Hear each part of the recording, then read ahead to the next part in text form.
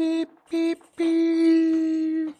Wait, okay, I didn't even tell you why I'm doing this. Okay, I don't have money yet to do, well, I don't really want to spend the money yet on intro music for my podcast. I will very soon get something going.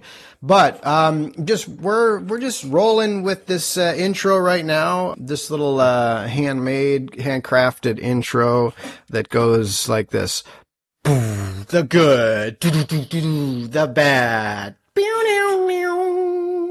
the killer UX writing. Your host, Justin Palm, coming live at you for episode 3. What's Star Wars episode 3? The Jar Jar Binks? I don't know. I don't remember. I lost track after Disney ruined them. I mean, bought them and improved the storylines so much.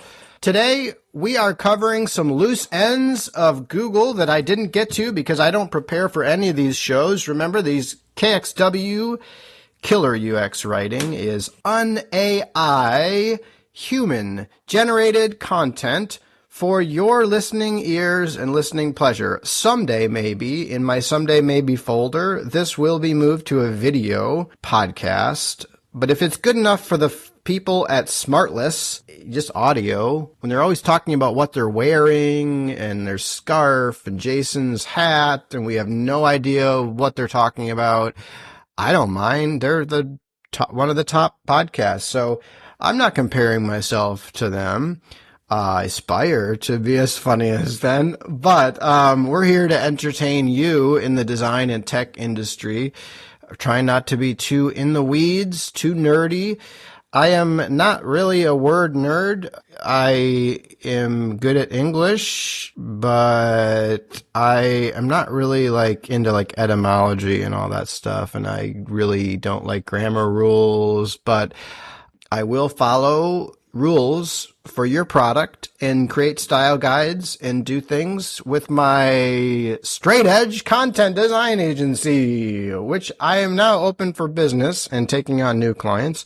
So hit me up if you need any help with your words. If you're a small to medium to large enterprise level company, or whatever company you are, if you're one person, a solopreneur, if you're teenagers have a lawnmower company and they are working on a flyer, send it my way. I will work with their things, but I do charge $100 an hour, so they may not be able to afford me, but maybe you as the parent can afford me and you want to do that because you love your teens.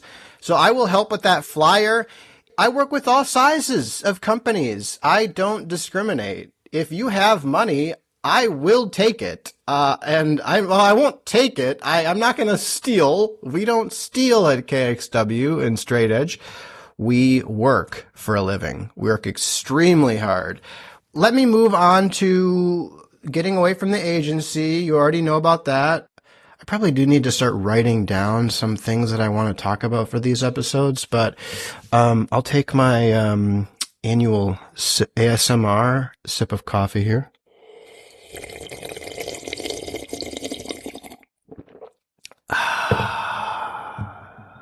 So calming. And since you've made it to episode 3, I'm going to give you one other noise, ASMR here. I mean, is that not the best noise ever? I could listen to that all day. That's a Liquid Death Psycho Cider. I wait all year for this frickin' limited edition to come out. And I ordered 2 12-packs from Amazon the other day, and I'm not even joking. This stuff is so good. I live on Liquid Death. If I have some sponsor in the future, in 2026, I manifest this to the sponsor gods. Liquid Death. I drink not 1, not 2, not 3, sometimes as much as 4 cans of 12-ounce. I'm blowing out the mic? Okay, I'm just getting excited because I generally don't drink alcohol, and I found this beautiful replacement in the form of this nectar in Liquid Death. So the branding is obviously killer. Do you see what I did there? And it's just very tasty and pretty healthy. So I would love to be a sponsor. Reach out if you want me to talk about you more than I already have, which is like 3 minutes, which is ridiculously long.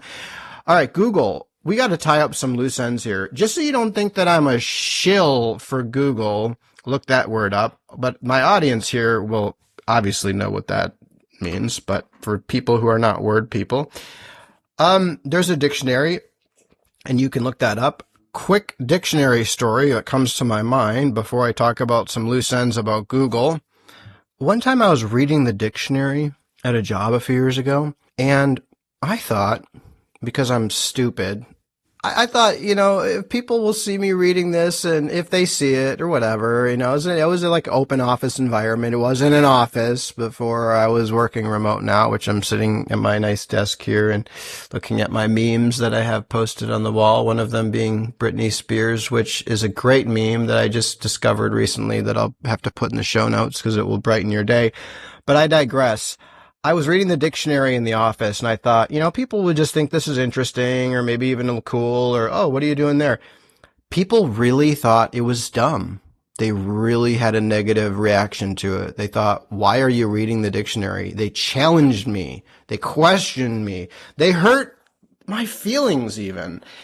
And I put that dictionary away, and I didn't read it in the office because I was ashamed. And I am now ashamed. Future me here, sitting here, is ashamed that I put it away, because the dictionary is a great thing to read.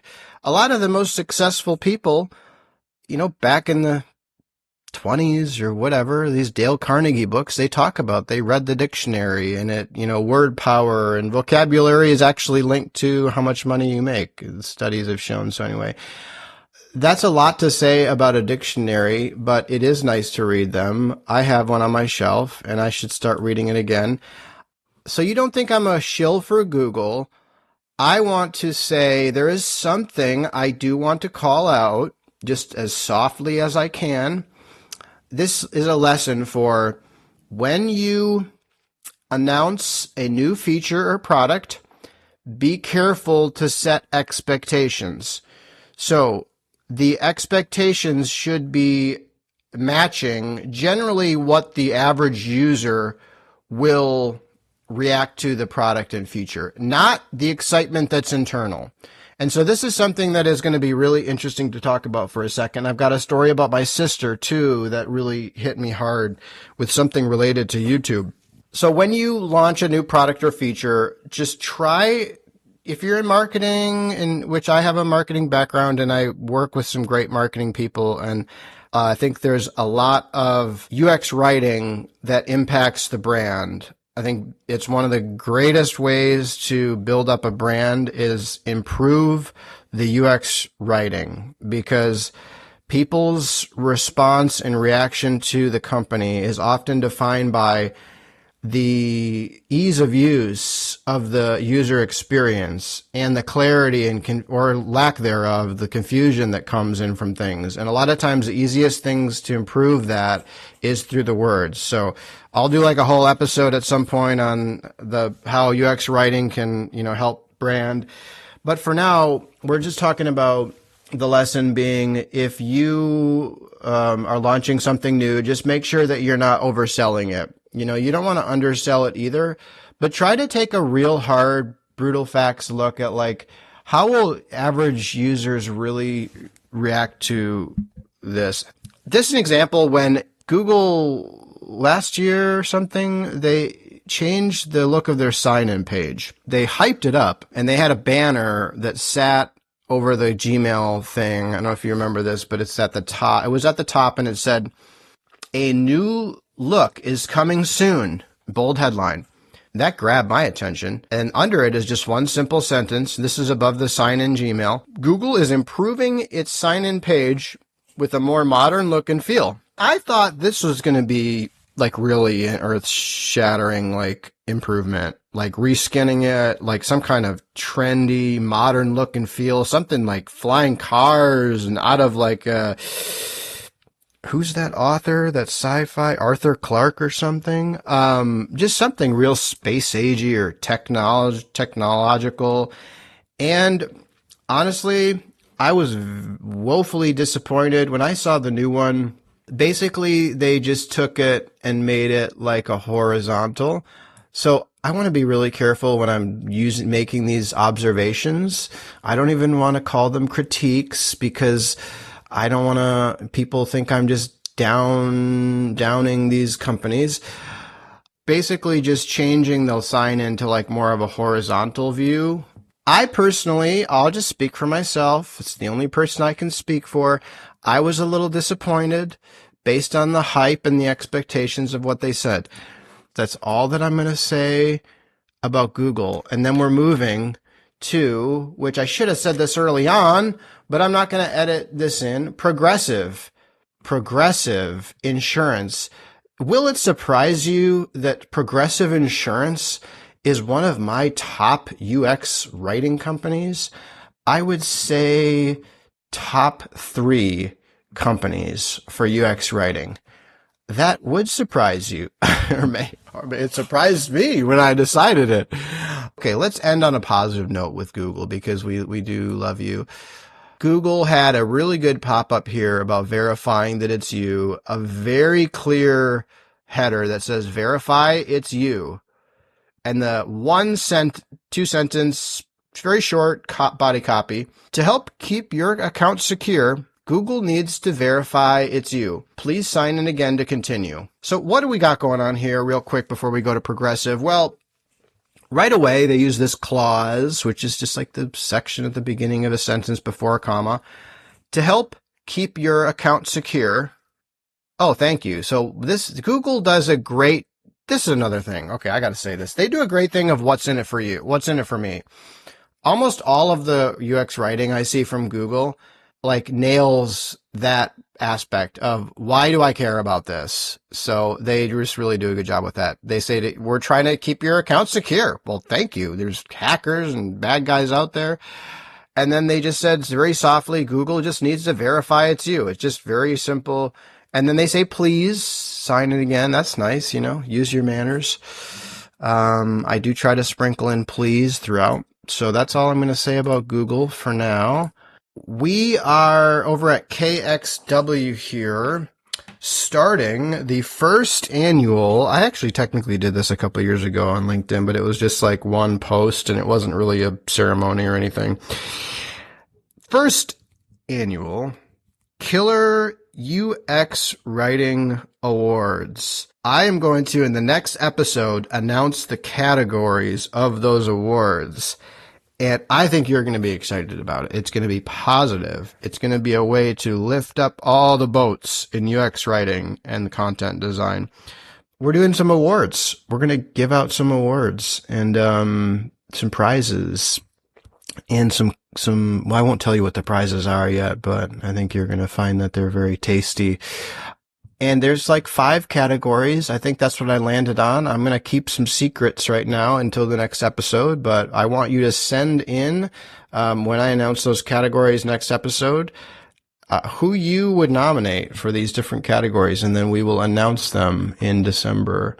So that gives me a month or 2 to get my act together and maybe get some help from some of you. But I'm really excited about it. I honestly, all joking aside, I really am a positive person. I think that we need to,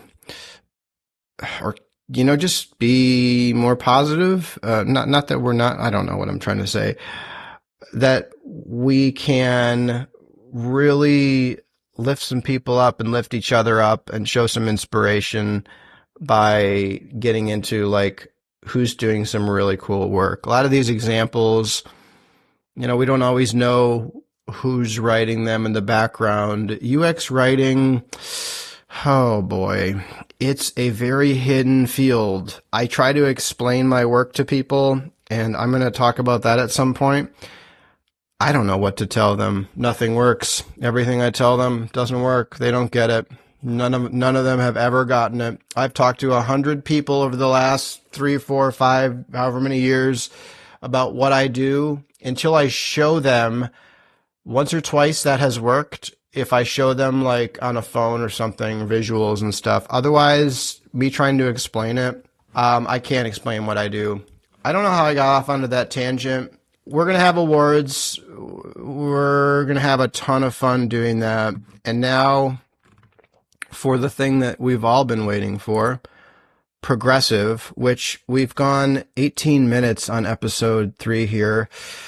We're going to stop and we're going to cover progressive next time. So evidently this episode 3 was literally just me cracking open a can of liquid death and talking about one other Google screen. So next time, hope to see you.